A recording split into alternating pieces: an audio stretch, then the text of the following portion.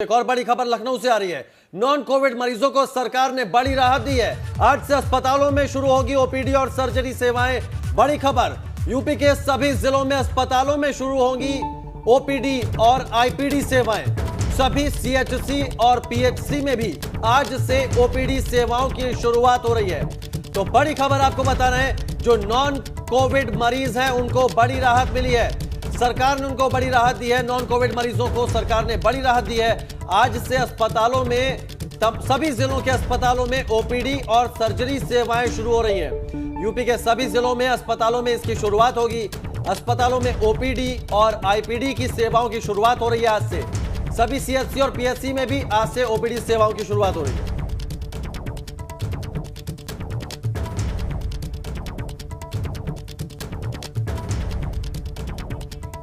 और इस वक्त हमारे 4 संवाददाता हमारे साथ जुड़ रहे हैं। शैलेश, नीतीश, मोहम्मद मोइन और बलराम अलग अलग जिलों से। सबसे पहले हम शैलेश का रुख करेंगे जो लखनऊ से हमारे साथ हैं। बताइएगा शैलेश, यहाँ पर किस तरह ओपीडी की शुरुआत हो जाएगी, रेगुलर सर्जरीज कंडक्ट होने लग जाएंगी, लेकिन अभी भी कोविड के मरीज हैं जो कि भर्ती हैं अस्पतालों में, तो ऐसे में कितनी सतर्कता बरतनी होगी और क्या दिशा निर्देश जो हैं वो दिए गए हैं? आस्था, हम इस समय सिविल अस्पताल में मौजूद है। पहले यहाँ का एक नज़ारा हम अपने दर्शकों को दिखाएंगे और उसके बाद फिर आपके जो बाकी सवाल है उनका जवाब भी हम देंगे। देखिए, इस समय सिविल हॉस्पिटल के जो रजिस्ट्रेशन काउंटर है, यहाँ आप देख सकते हैं, ये उन लोगों की लाइन है जो ओपीडी का पर्चा बनवाने के लिए लगे हुए हैं ताकि वो डॉक्टर को दिखा सके। महीनों से इंतज़ार कर रहे थे कि कब ओपीडी की सेवाएँ शुरू हो, जब से कोरोना काल में ओपीडी बंद थी, और उसके बाद कब वो दिखा सके चलकर।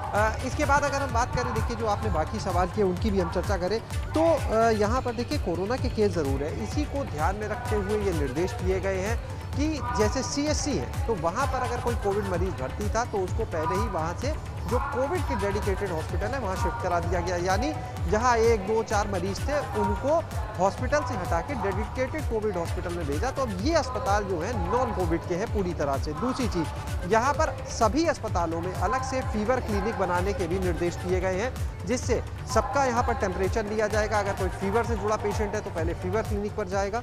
यानी कोविड के सिम्टम से जुड़ा अगर कोई मरीज आता है तो उसको पहले पूरी जांच होगी, उसके बाद ही आगे एंट्री दी जाएगी। जो सामान्य मरीज होंगे उनको देखा जाएगा, क्योंकि देखिए पिछले कुछ समय में कई सर्जरी टली भी है। इसकी वजह से एक प्राथमिकता तय की है अस्पतालों ने कि सबसे ज़्यादा जो इमरजेंसी के पेशेंट है पहले उनकी सर्जरी होगी, जो गंभीर मरीज है उनकी सर्जरी होगी, जिन्हें यानी तत्काल सर्जरी की आवश्यकता है उनकी सर्जरी की जाएगी। बहरहाल ओपीडी पर आज ये जो आप नज़ारा देख रहे हैं, बहुत कम कह सकते हैं लोग हैं। इसके 2 वजह हैं। पहली कि अभी भी बहुत से लोगों को जानकारी नहीं है कि आज से ओपीडी सेवाएं शुरू हो रही हैं। दूसरी चीज़ ये कि यहाँ पर अगर बात करें तो लोगों में कहीं ना कहीं अभी भी डर है, जिनको बहुत इमरजेंसी नहीं है वो अस्पताल आने से बच रहे हैं। डर भी है और शैलेश जानकारी भी उन तक नहीं पहुंची है। शायद ज्यादातर लोग ऐसे हैं, लेकिन एबीपी गंगा अपने दर्शकों को जानकारी जरूर दे रहा है कि नॉन कोविड अस्पतालों के लिए ओपीडी सेवाएं शुरू हो गई हैं नॉन कोविड मरीजों के लिए। प्रयागराज से मोहम्मद मोइन भी हमारे साथ बने हुए हैं। मोहम्मद मोइन, लखनऊ का हमने हाल देखा, सिविल अस्पताल का जिस तरह से हाल दिखाया, बहुत ही इक्का दुक्का मरीज ही वहां पर दिखाई दे रहे हैं। प्रयागराज में क्या कुछ तस्वीरें हैं? क्या मरीज हॉस्पिटल में पहुंच रहे हैं? ओपीडी सेवाएं शुरू हो गई है प्रयागराज में?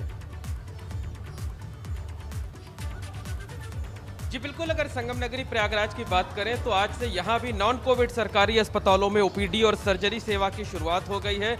हालांकि आज पहला दिन है तो बहुत ज़्यादा भीड़ भाड़ नहीं है। जो काउंटर आप देख रहे हैं वो सूने पड़े हुए हैं। इक्का दुक्का मरीज यहाँ पर आ रहे हैं और यहाँ पर खास इंतजाम किए गए हैं, क्योंकि कोरोना का खतरा अभी कम ज़रूर हुआ है लेकिन पूरी तरह खत्म नहीं हुआ है। तो कोविड प्रोटोकॉल का यहाँ पर पालन हो उसके लिए खास इंतजाम किए गए हैं। आप देख सकते हैं कि जो रजिस्ट्रेशन काउंटर है वो लगभग सूना पड़ा हुआ है। इक्का दुक्का मरीज यहाँ पे आ रहे हैं। हेल्प डेस्क भी बनाई गई है कोविड की, हमारी बाईं तरफ आप देख सकते हैं। हमारे साथ जो हॉस्पिटल की एसआईसी हैं डॉक्टर सुषमा श्रीवास्तव, वो मौजूद हैं। हम उनसे बात कर लेंगे और जानने की कोशिश करते हैं कि क्या खास इंतजाम यहाँ पर किए गए हैं ताकि लोग अपना इलाज भी करा सके और कोविड से खुद को सुरक्षित भी रख सके, चाहे वो डॉक्टर हो, स्टाफ हो और चाहे पेशेंट हो। जी मैम बताएं। ऐसा अब 2 महीने बंद होने के बाद में अब आज से हॉस्पिटल की ओपीडी फुल फ्लेजेड खुल गई है। हालांकि यहाँ तो इमरजेंसी चल ही रही थी और पोस्ट कोविड पेशेंट थे तो हॉस्पिटल तो चल रहा था, लेकिन ओपीडी बंद थी रूटीन। तो आज से अब पूरी खुली है। अभी सुबह से करीब 20 मरीज आए हैं, तो धीरे धीरे आ रहे हैं। हमें लगता है मंडे से काफ़ी भीड़ हो जाएगी। तो मरीजों के लिए तो अच्छा है, क्योंकि बहुत दिनों से जो इलेक्टिव सर्जरी वाले थे, गॉल ब्लैडर है, थोड़ा बहुत दर्द है, किसी को दिखाना है, तो वो लोग बेचारे घर में ही बैठे थे। तो अब कोविड प्रोटोकॉल का पालन हो आज ओपीडी के दौरान, सर्जरी के दौरान, उसके लिए क्या व्यवस्थाएं की गई? यहाँ पे सब जगह बाहर हमारा हेल्प डेस्क भी बना हुआ है, सैनिटाइज़र लिए एक बंदा खड़ा है कि कोई भी अंदर आएगा तो मास्क के लिए टोकना, एक गार्ड है। रजिस्ट्रेशन काउंटर पे देख रहे होंगे आपकी ये डिस्टेंस मेंटेनिंग करने का भी वो बना हुआ है कि सब लोग दूर से ही करें। हालांकि अब जब भीड़ होती है तो बड़ी दिक्कत होती है, तो इसलिए हमने एक ही परमानेंट यहाँ ड्यूटी लगा दी है कि लगातार तुम बोलते रहो और पब्लिक एड्रेसिंग सिस्टम से। बिल्कुल साफ तौर पर समझा जा सकता है कि अभी बहुत लोगों को जानकारी नहीं है, और जैसे मैडम बता रही हैं कि सोमवार से यहाँ पर भीड़ बढ़ने की संभावना है और सोमवार से यहाँ पर ज्यादा संख्या में लोग आएंगे। हालांकि तब कोविड प्रोटोकॉल का पालन पूरी तरीके से कराना एक बड़ी चुनौती बिल्कुल, और तैयारियां की जा रही है सोशल डिस्टेंसिंग के लिए। दिखाया कि किस तरह वहां पर मार्किंग चल रही है। रुक अब वाराणसी का करते हैं, नीतीश पांडे से अपडेट लेते हैं। नीतीश, बताइएगा वहां पर कोविड, नॉन कोविड अस्पताल जो हैं वो संख्या के आधार पर अगर हम देखा जाए तो कितने हैं, और नॉन कोविड हॉस्पिटल्स में अगर ओपीडी शुरू होगी तो वहां पर किस तरह के एहतियात बरते जाएंगे? पहले जिस तरह की आज व्यवस्था की गई है उसे दिखाना चाहूँगा आस्था। इस वक्त हम कबीर चौरा अस्पताल में मौजूद हैं। यहाँ मंडलीय चिकित्सालय है और यहाँ पर आज से ओपीडी सेवा की शुरुआत हो चुकी है। 8 बजे से यहाँ पे शुरुआत है और आप देखिए ये पर्चे काटने का ये काउंटर है। यहाँ पर लोग पहुँचे हैं और सोशल डिस्टेंसिंग खुद मेंटेन कर रहे हैं ये लोग। यहाँ पर जिस तरह से मार्किंग की गई है, लोग यहाँ पर जो सर्किल है वो भी बनाए गए हैं ताकि लोग यहाँ पर सोशल डिस्टेंसिंग को मेंटेन कर सकें, किसी को भी किसी प्रकार का खतरा ना हो। अब आपको दूसरी तस्वीर लिए चलते हैं जहाँ पे चिकित्सक बैठ रहे हैं और मरीजों को देख रहे हैं। अब देखिए यहाँ पर जो लोग हैं वो पहुँच गए हैं, जो मरीज हैं, और चिकित्सकों के ये कमरे हैं। अब देखिए यहाँ पर चिकित्सक बैठे हुए हैं। अब देखिए यहाँ पर ये जो लोग हैं यहाँ पर दिखाने आएंगे। तो कई ऐसे कमरे भी हैं जहाँ पर अभी चिकित्सक नहीं पहुँचे हैं और कई ऐसे कमरे हैं जहाँ पर चिकित्सक आपको मौजूद दिखाई देंगे।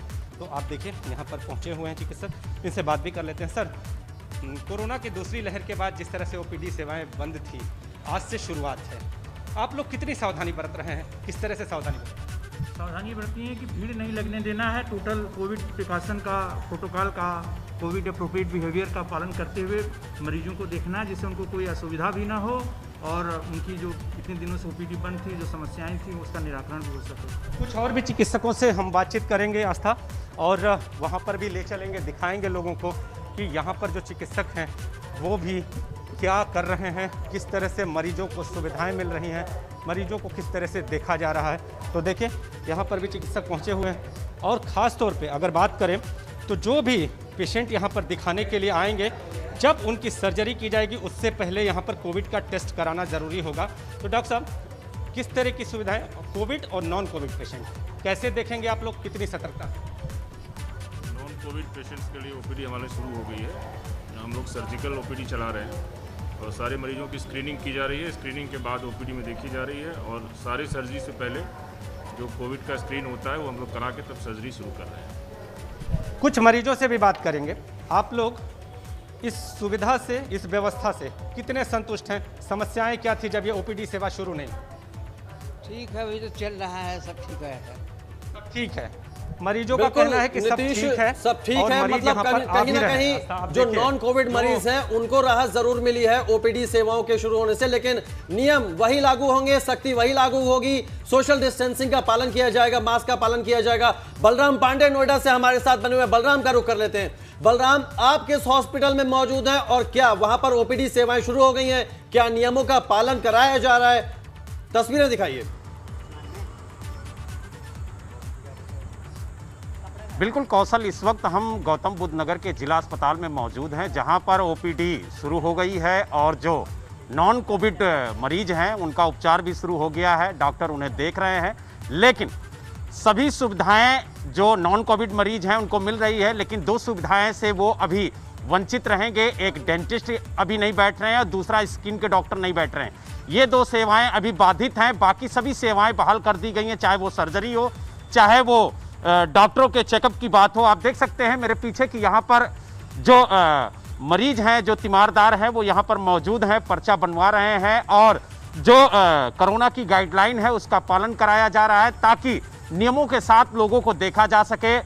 लेकिन इस महामारी को देखते हुए कौशल जो डॉक्टर हैं वो भी काफ़ी ज़्यादा एहतियात बरत रहे हैं और यही वजह है कि जो महिलाओं को खास तौर से यहाँ ज़्यादा तवज्जो दिया गया है, उनके लिए अलग से एक डेस्क बनाया गया है जहाँ पर वो अपने पर्चे को बनवाएंगी, उसके बाद उनको डॉक्टर ओपीडी में देखेंगे।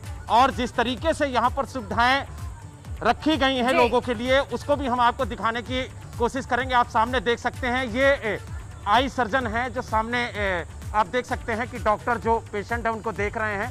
इन्होंने ओपन में यानी खुले में मरीजों को देखने का फैसला लिया है क्योंकि काफ़ी ज़्यादा कंजेस्टेड था हॉस्पिटल के अंदर। यही वजह है कि इन्होंने यहाँ पर बैठ करके मरीजों को देखने की कोशिश की है और लगातार यहाँ पर मरीजों का चेकअप किया जा रहा है। हम डॉक्टर से ही बात करते हैं कि किस तरीके से इस कोविड काल में वो नियमों का पालन करके मरीजों को देख रही हैं। मैडम ये बताइए कितने मरीजों को अभी तक आपने देखा है और किस तरीके से नियमों का पालन कराया जा रहा है?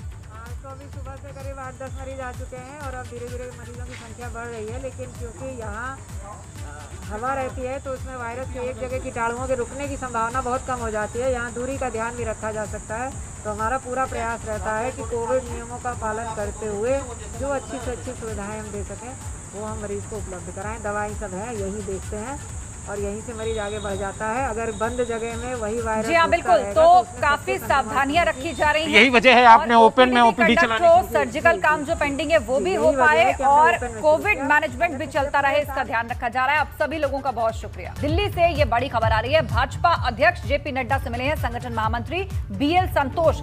यूपी दौरे के बाद जेपी नड्डा से उन्होंने मुलाकात की है। यूपी को लेकर मुलाकात में चर्चा हुई है। सूत्रों के हवाले से ये बड़ी खबर हमें मिल रही है। इसके अलावा कानून मंत्री ब्रजेश पाठक ने भी जेपी नड्डा से मुलाकात की है।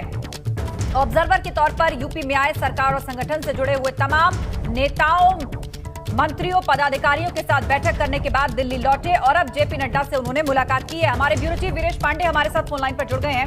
वीरेश बताइएगा, बीएल संतोष ने मुलाकात कर ली है जेपी नड्डा से और खबर यह भी कि ब्रजेश पाठक भी मिले हैं। देखिए 2:40 की फ्लाइट से परसों एयर इंडिया की फ्लाइट से बीएल संतोष लखनऊ से दिल्ली गए। दिल्ली जाकर एबीपी गंगा ने बताया था कि उनकी मुलाकात राष्ट्रीय अध्यक्ष जेपी नड्डा से होनी है। तो वो मुलाकात कल 7 मोतीलाल नेहरू मार्ग पर जो आवास है राष्ट्रीय अध्यक्ष जेपी नड्डा का, वहां जाकर बीएल संतोष ने मुलाकात की है। 1.5 घंटे की मुलाकात हुई है। 8:30 बजे गए हैं और 10 बजे वहां से निकले हैं। ये पूछताछ जानकारी है और इस जानकारी में मैं आपको ये भी बताऊं कि ये जो उत्तर प्रदेश में 3 दिन की जो कवायद थी, एक लोगों से मिलने का जो मंथन था, वो सारी कुछ बातें राष्ट्रीय अध्यक्ष जेपी नड्डा को उन्होंने बताया। रिपोर्ट यूपी की रिपोर्ट को सौंपा है राष्ट्रीय अध्यक्ष को। और एक बात और आपको बताऊं, 5 से 6 में राष्ट्रीय अध्यक्ष दिल्ली में जेपी नड्डा ने एक बड़ी बैठक बुलाई हुई है। इस बैठक में तमाम प्रदेशों के प्रभारी भी मौजूद हैं, बीएल संतोष भी मौजूद रहेंगे और साथ ही साथ जो राष्ट्रीय महासचिव हैं वो मौजूद रहेंगे।